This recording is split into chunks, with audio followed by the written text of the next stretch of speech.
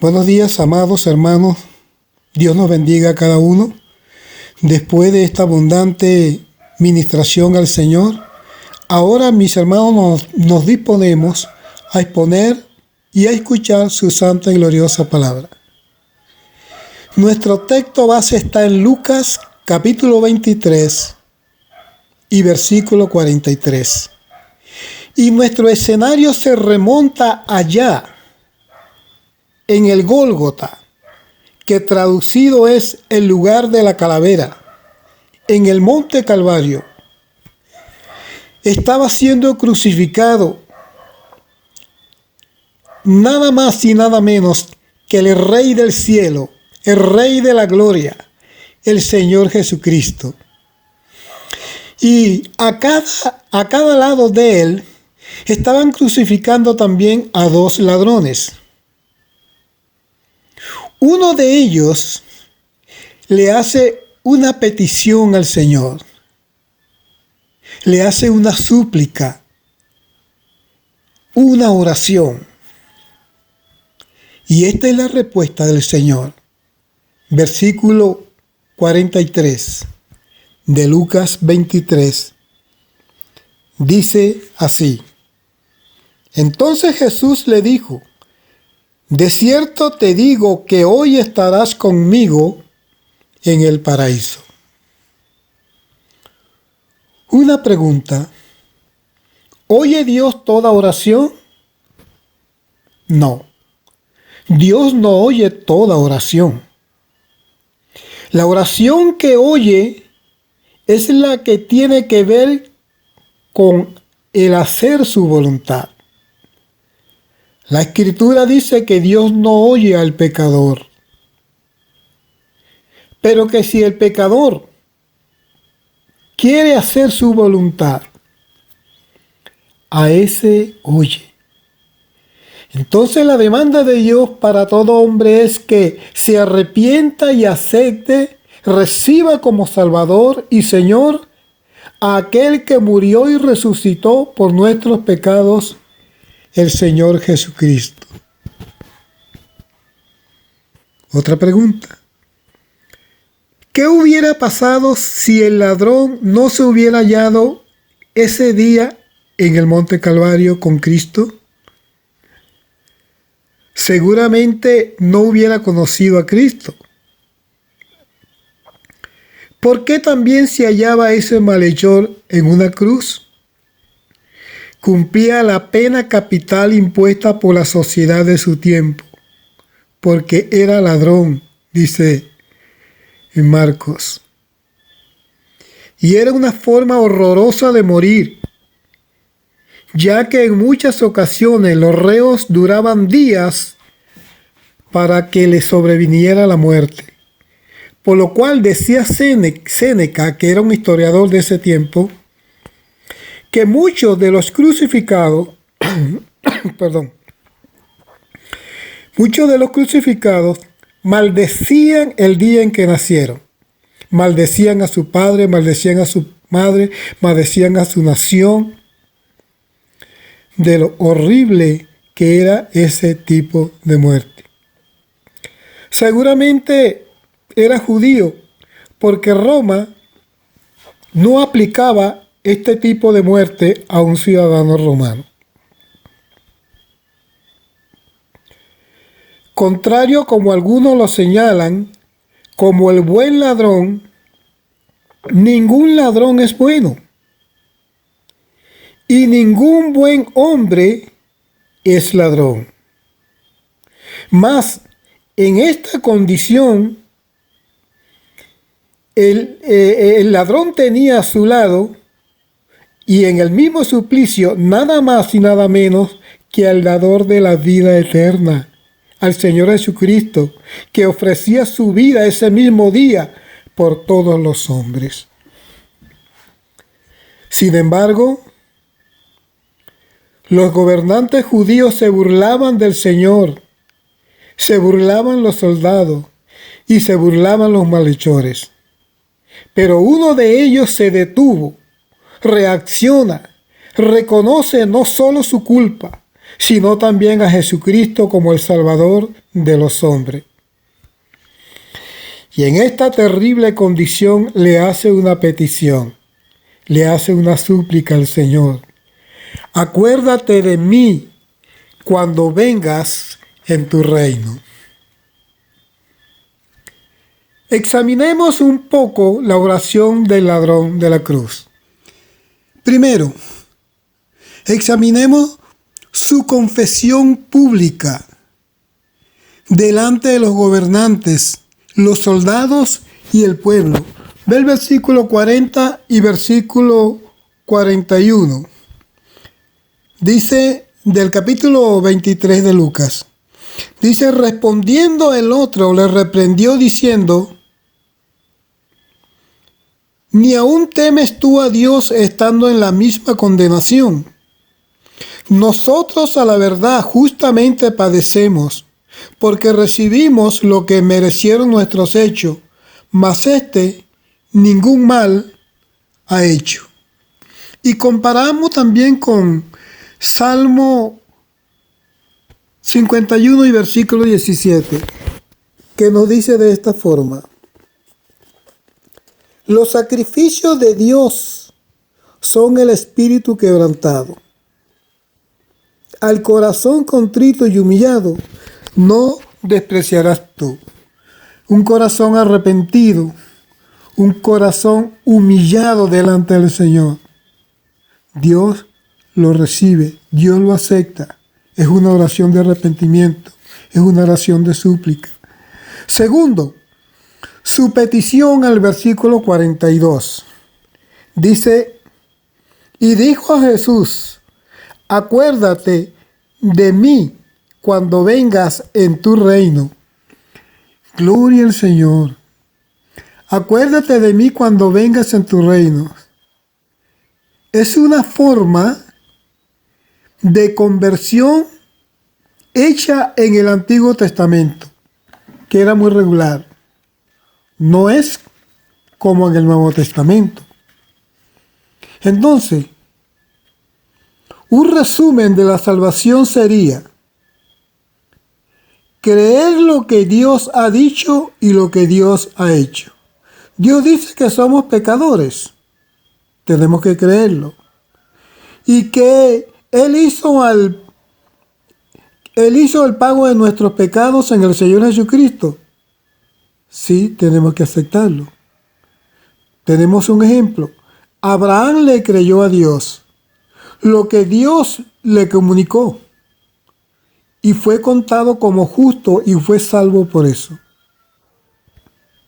¿Ve? Entonces,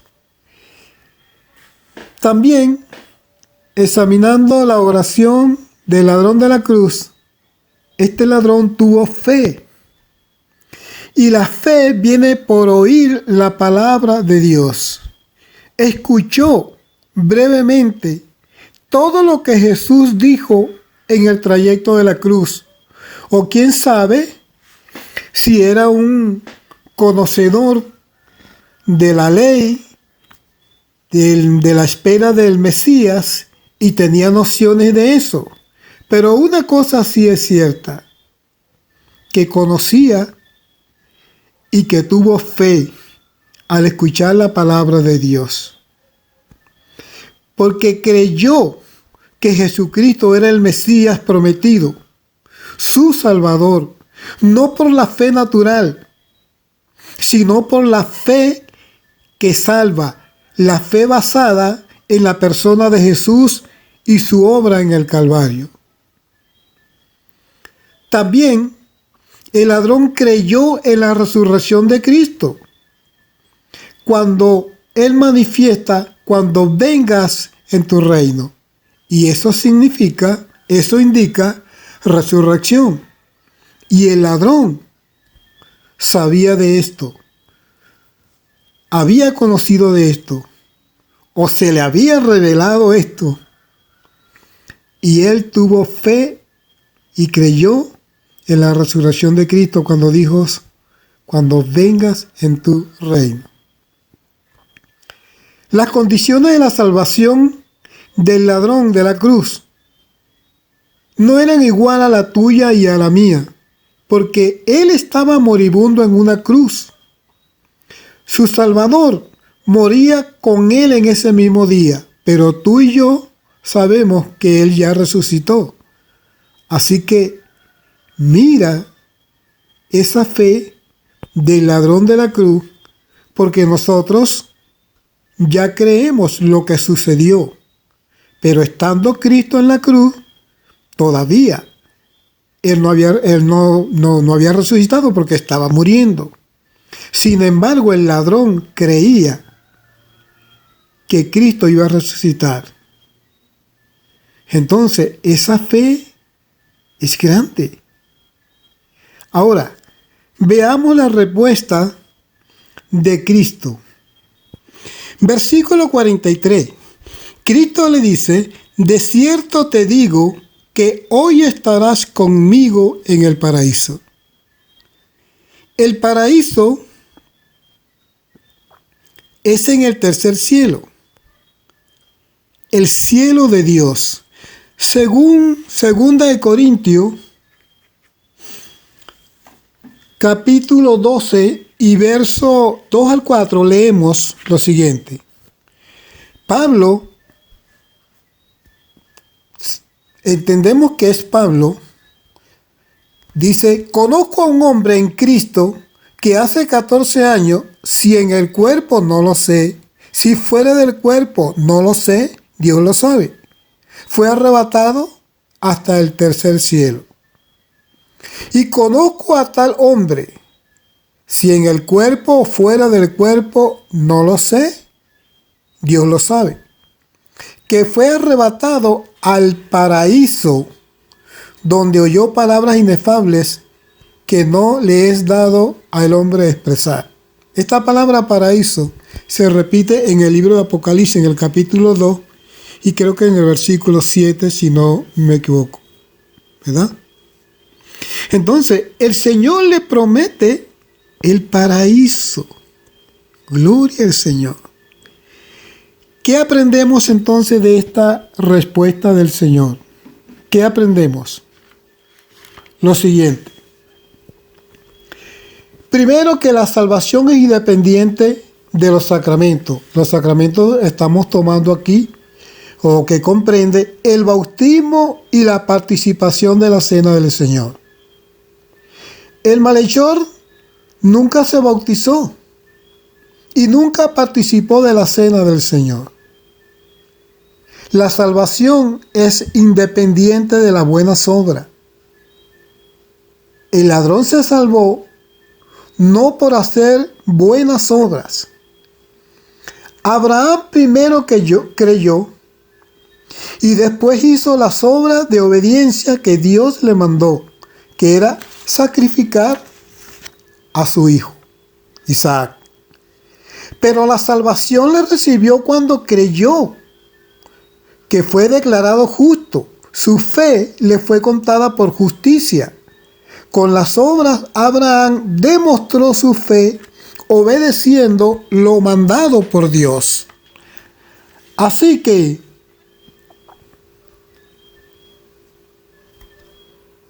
Abraham es un ejemplo de todo esto. Segundo, no hay sueño del alma.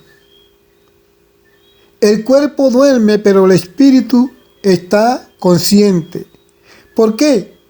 Porque Cristo le dice: hoy estarás conmigo en el paraíso.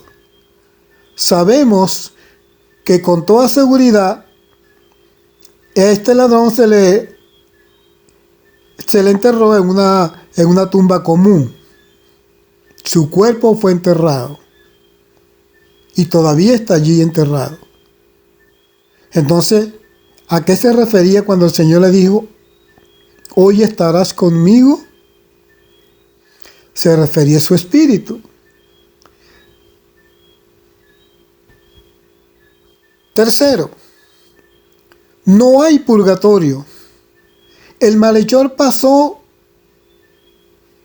inmediatamente a un estado de bendición. El catolicismo dice que el hombre muere, va al purgatorio. Para que sepan, según la doctrina católica, nadie va al cielo. Todos van al purgatorio. Entonces, figúrate lo que están haciendo ahí con José Gregorio. Que un hombre que tiene que declararlo santo, cuando la santidad la da Dios, viene de Dios. Dios es el que hace a los santos, no el hombre. Entonces, no hay purgatorio. El ladrón pasó inmediatamente a un estado de bendición con Cristo. Estarás conmigo. Cuarto, la salvación no es universal, es personal. La gente dice que todos somos hijos de Dios. No todos somos hijos de Dios. Todos somos criaturas de Dios, sí. Pero no todos somos hijos de Dios. Hay animales que son criaturas de Dios, pero por ser criaturas no son hijos de Dios. Los animales no son hijos de Dios. Entonces, aunque esto es cierto, que Cristo murió por todos los hombres, pero la Escritura dice, o la Escritura otorga la salvación al que creyere. En Marcos 16:16 dice, al que creyere será salvo. El Evangelio se predica a toda criatura, pero el que creyere será salvo. Y en Juan 3:16 dice, porque de tal manera amó Dios al mundo, que dio a su Hijo Jesucristo, para que todo aquel, no dice todo el mundo, todo aquel del mundo sea salvo. Así que la salvación no es universal, la salvación es personal. Lo que notamos allí es que habían dos malhechores, pero uno solo fue salvo. La salvación no es universal en el sentido de que no todo el mundo se va a salvar. Dios quiere que todos sean salvos. Por eso Dios manda que sea predicado a toda criatura en todas las naciones. Pero es un hecho real que no todo el mundo recibe el Evangelio. Por eso digo que la salvación no es universal, porque todo el mundo no se va a salvar. Son solo aquellos que reciben a Jesucristo como Señor y Salvador. Y Cristo dice que es una manada pequeña comparada con los que se pierden, que el camino que lleva al cielo es angosto, comparado con el camino que lleva a la perdición, al infierno, que es muy ancho. Así que, por esto, el Evangelio, la salvación, es personal. Todo aquel que lo reciba será salvo. Y qué bueno. Aquí habían dos malhechores, pero solo uno fue salvo. Me pregunto, ¿es que el otro no escuchó lo mismo que había escuchado el que respondió al Evangelio? El que le pidió al Señor Jesucristo que lo salvara, al que lo reconoció como Salvador. Sí, me supongo que sí, que tenía la misma oportunidad y que los dos escucharon lo mismo para ser salvos. Y esto nos da a entender, al ver a los dos ladrones al lado del Señor, uno a la izquierda y otro a la derecha, esto nos da a entender que una persona puede estar muy pero muy cerca del Señor y no ser salvo y perderse. Y eso es triste. Por ejemplo, el caso de Judas. Judas estuvo 3 años y medio con el mejor maestro del mundo, el Señor Jesucristo. oyó palabras de vida eterna. Vio milagros como ninguno en ninguna época se había efectuado, como fue en el tiempo del Señor Jesucristo, por el mismo Señor. Y aunque Judas estuvo dentro del grupo, no actuaba igual. Una de lo que podemos notar de Judas era que era ambicioso, le gustaba el dinero. Y estuvo con el Señor, con los discípulos, caminando para arriba y para abajo, escuchando lo mismo que escucharon los otros apóstoles y lo que escucharon todo lo que el Señor le predicó a las multitudes. Pero Judas no fue salvo. Y esto es triste.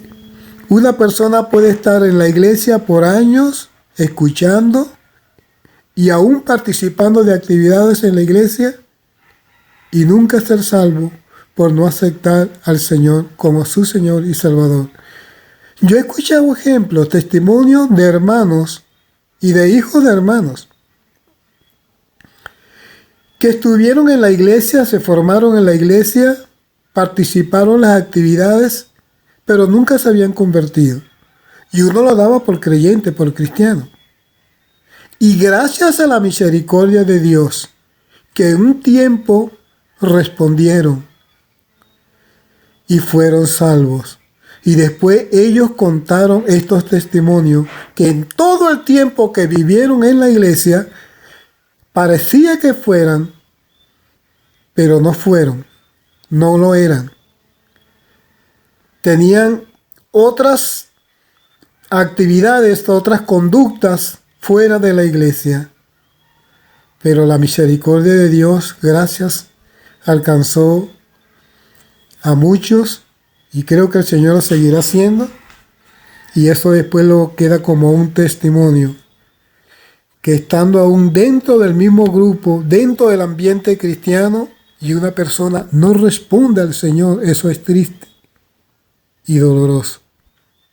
Pidamos, porque todos los que estemos en la iglesia, seamos del Señor, que ninguno se pierda, que todos lleguemos a la meta, cuando el Señor Jesucristo nos llame a su presencia. Judas Iscariote, con todo lo que vio y oyó, y participó también, se perdió. Aunque estuvo cerca, muy cerca del Señor. Ahora bien, el centro de la promesa es esta, que Cristo le hace al ladrón de la cruz, al que le confesó, al que le pidió, al que le rogó, al que le hizo la oración. Dice, estarás conmigo.